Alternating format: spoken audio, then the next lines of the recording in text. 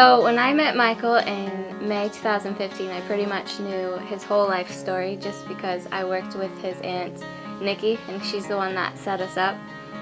Whenever he'd have his story to tell me, I'd be like, oh yeah, I already know this. That was pretty annoying.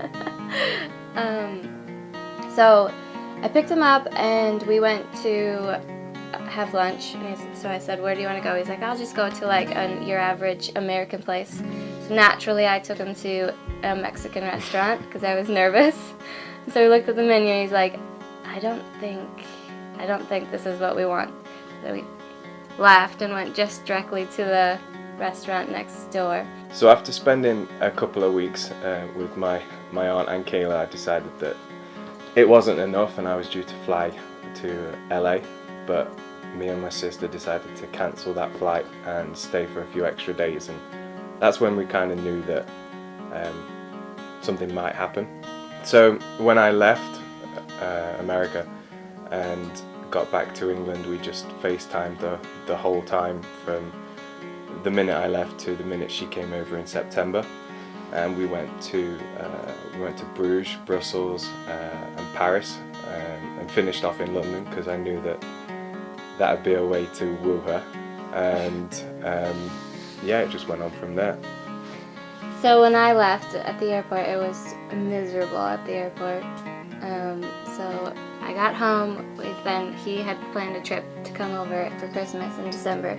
So we had 3 months of FaceTiming non-stop. It was kind of torture for him because I was kind of selfish about it, and he would have to get up at 4 a.m. to FaceTime me.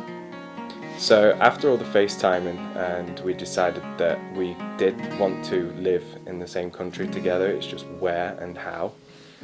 And I went over at Christmas just to see how things went, but in the back of my mind I knew that we had to do something special to make it happen. So the first time I met all of her family, it was pretty nerve-wracking.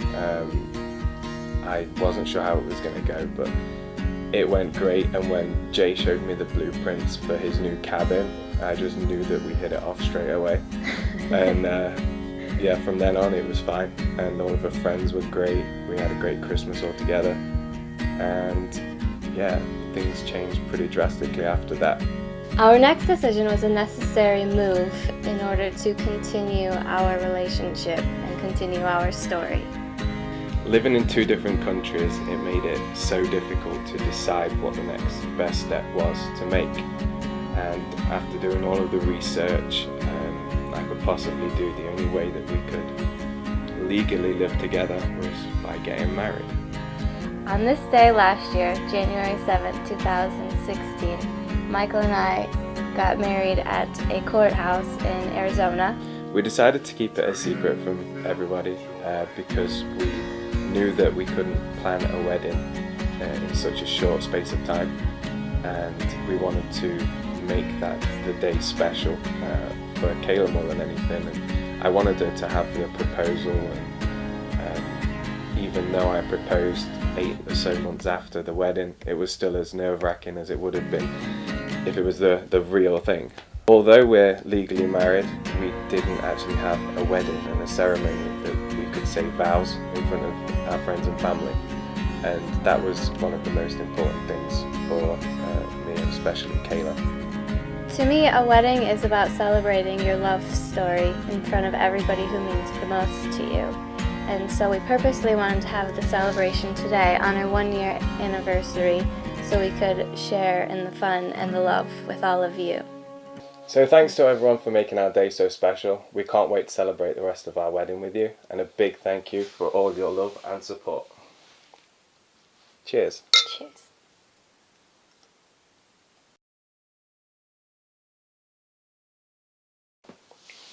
There you go. Oh! Can that go in the bloopers?